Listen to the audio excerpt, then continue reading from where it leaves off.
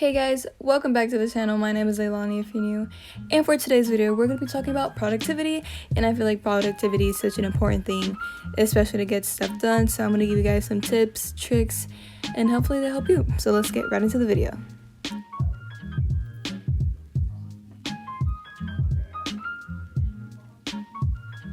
A tip that helps me so much every morning, what I try and do, I make a to-do list on any piece of paper. It can be line paper, copy paper, any type of paper that you have. Personally, I use a bullet journal. Every Sunday I try to draw out or write out my weekly spread that I'm going to do for the week. So for that week I'll make it themed, maybe flowers or coffee or stars or whatever theme I want to make for that month. So for the week I put for Monday, Tuesday, Wednesday, Thursday, Friday, and sometimes I throw in the weekdays, the weekend days if I want to.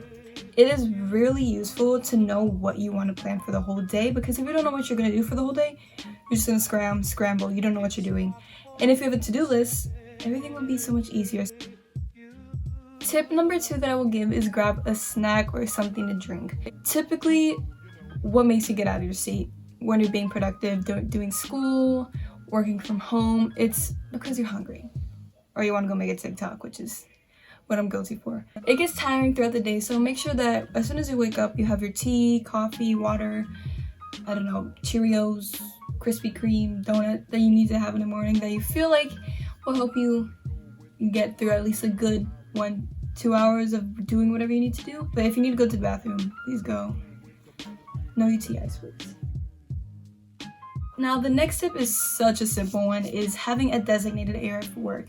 Personally, right now is where I have my whole desk, where I do my schoolwork, where I film, where I make my TikToks. So have a designated area, the way your body and your brain knows when you're sitting there, it's time to work. If you're gonna go sit on your sofa, it's not gonna really end up well, because you probably have a TV in front of you, or if you're sitting on your bed, your brain's gonna think it's time to sleep. So it's really helpful to have a designated area or zone for you to get your productive stuff done. Also, if you do not have a desk, it's completely fine too. You don't have to have a whole wooden desk, a nice metal desk.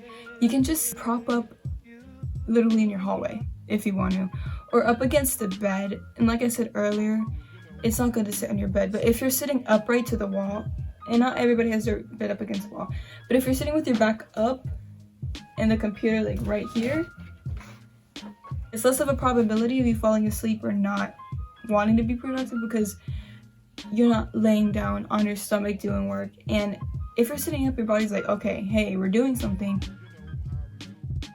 Putting away distractions. It is so hard to put away distractions, and I know it because I even do it myself.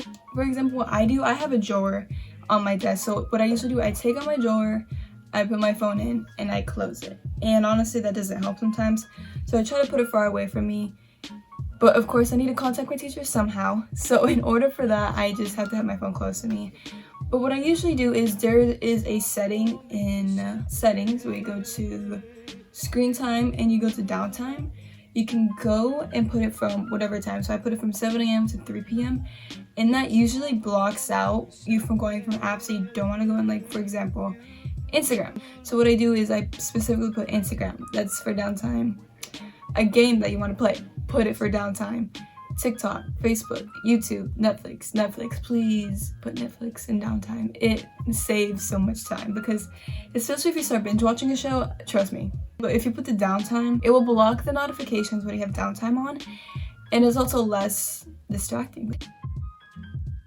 Taking breaks is also important. I promise you, if you're at a desk or wherever you are for a good 5 hours straight, that will just not put you in a good mood. Because for me personally, after I do my whole assignment, I give myself just a 5-minute break, and it helps you get a little bit more motivation, if that makes sense, because if you're constantly just working, it's not going to end well. Another tip I will have is probably having somewhat of a good amount of stationery. So I'm not telling you to go out and buy Stabilo pen, Fuji paper, or anything like that, but I feel like when I'm the most productive is when I have my supplies out in front of me and they're easy to reach.